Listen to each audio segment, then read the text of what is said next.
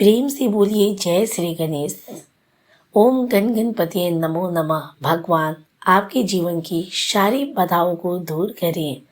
आज हम आप लोगों को उस आदिदेव की कथा सुनाने जा रहे हैं जिनके स्मरण मात्र से ही जीवन की सारी बाधाएं दूर हो जाती है।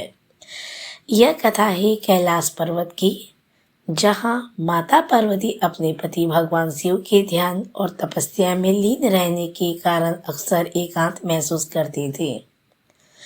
एक दिन माता पार्वती ने एक संकल्प लिया।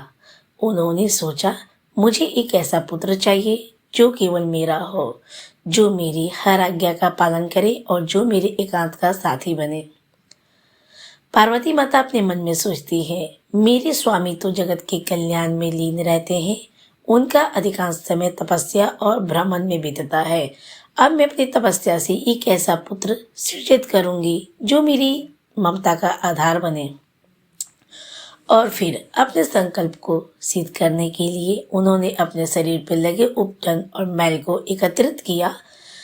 उसमें अपने तप की शक्ति और ममता का भाव भरा।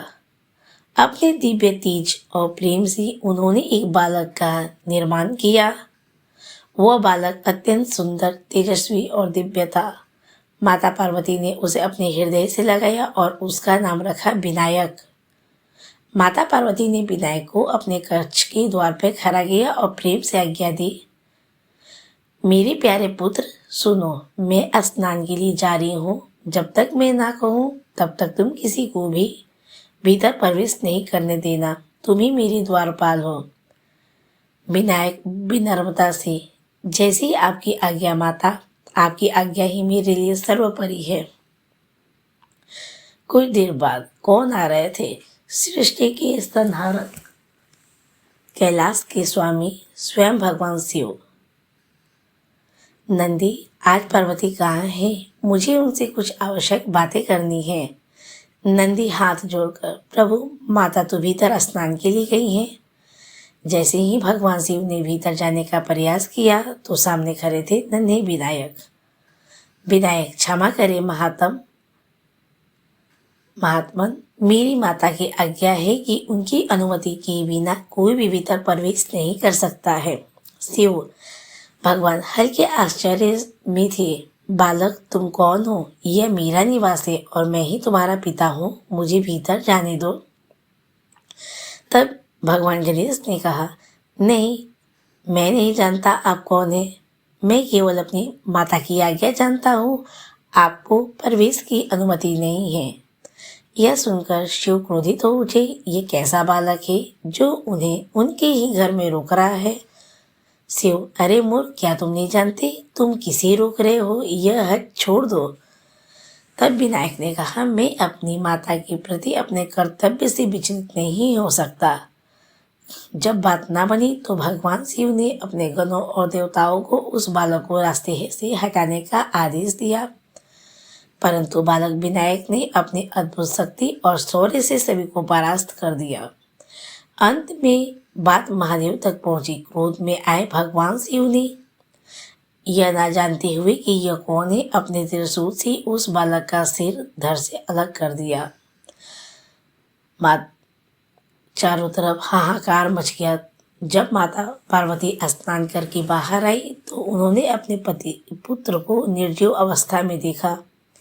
उनका हृदय फट गया। हे प्रभु, ये क्या किया आपने? ये मेरा पुत्र था, मेरे प्रेम और संकल्प से उपजा मेरा विनायक। आपने मेरी मातृत्व को छीन लिया। माता पार्वती का क्रोध भयानक था। उनके क्रोध से सारा ब्रह्मांड कांप उठा। उन्होंने संकल्प लिया, या तो उनके पुत्र को जीवित किया जाए या वे प्रलय ला देंगी। शिव ने पश्चाताप किया और देवी से कहा, मुझे माफ करें, मैं इस सत्य से अनभिज्ञ था। मैं अपने कर्म को प्रायश्चित अवश्य करूँगा। तब भगवान शिव ने सभी देवताओं को आदेश दिया कि वे उत्तर दिशा में जाए और जो भी पहला प्राणी मिले उसका सिर लाकर उस बालक के धड़ से छोड़ दे। देवता तुरंत उत्तर दिशा में गए और सबसे पहले गज का मुख मिला। वे उस गज का मुख लेकर आए और भगवान शिव ने उसे विनायक के धड़ से जोड़ दिया। अपनी दिव्य शक्ति से उन्होंने उसमें प्राणों का संचार किया और इस प्रकार गज का रूप मुख धारण किए हुए एक नई अद्भुत और परम तेजस्वी रूप में श्री गणेश प्रकट हुए।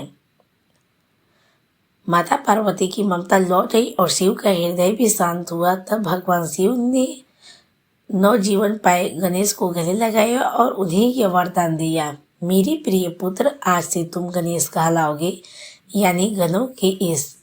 और तुमने मेरे ही मार्ग में विघ्न उत्पन्न किया, इसलिए आज से तुम्हें मेरा यह आशीर्वाद है कि तुम विघ्नहर्ता कहलाओगे। कोई भी मनुष्य, देवता या असुर कोई भी शुभ कार्य आरंभ करेगा, वो सबसे पहले तुम्हारी पूजा करेगी। जो तुम्हारी पूजा के बिना कार्य आरंभ करेगा, उसके मार्ग में सदैव विघ्न आएगा। तुम समस्त देवताओं को हरने वाले और ज्ञान के देवता कहलाओगे। समस्त देवताओं ने एक स्वर में कहा, जय श्री गणेश विघ्नहर्ता भगवान की जय। और इस तरह गणेश जी को प्रथम पूज्य का वरदान मिला और वे कहलाए विघ्नहर्ता। तो प्रिय भक्तों, यह कथा हमें क्या सिखाती है कि माता पिता के प्रति संपन्न गणेश जी ने अपने प्राणों की परवाह न करते हुए माता की आज्ञा का पालन किया। यह हमें सिखाता है कि कर्तव्य और समर्पण का भाव जीवन में सबसे महत्वपूर्ण है। भगवान शिव का क्षणिक क्रोध एक बड़ी भूल का कारण बना। हमें यह शिक्षा मिलती है कि क्रोध में लिया गया निर्णय हमेशा दुखदायी होता है। गणेश जी स्वयं एक बहुत ही बड़े विघ्न के बाद प्रकट हुए हैं। यह दर्शाता है कि हमारे जीवन के सबसे बड़े संकट में ही हमें एक नया श्रेष्ठ और मजबूत रूप देते हैं। हर बाधा अपने साथ एक आशीर्वाद भी लाती है। जब भी जीवन में कोई बाधा आए, कोई संकट आए, तो अपने मन को शांत कर दे, हृदय में प्रेम भर के सच्चे भाव से पुकारिए। वक्रतुंड सूर्य कोटि समप्रभं निर्विघ्नं कुरु मे देव सर्व कार्येषु सर्वदा। बस इतना ही कहिए और देखिए आपके विघ्नहर्ता तुरंत आपके मार्ग को प्रस्त करके आ जाएंगे। प्रेम से बोले श्री गणेश भगवान की जय। एक बार बोलिए माता पार्वती शिव भगवान की जय। एक बार बोलिए शिव पार्वती की जय। अगर आप लोगों को कथा पसंद आई हो तो कृपया मेरे चैनल को सब्सक्राइब कर लीजिएगा। मैं ऐसी ही कथा अपने चैनल पे लगातार लाती रहती हूँ।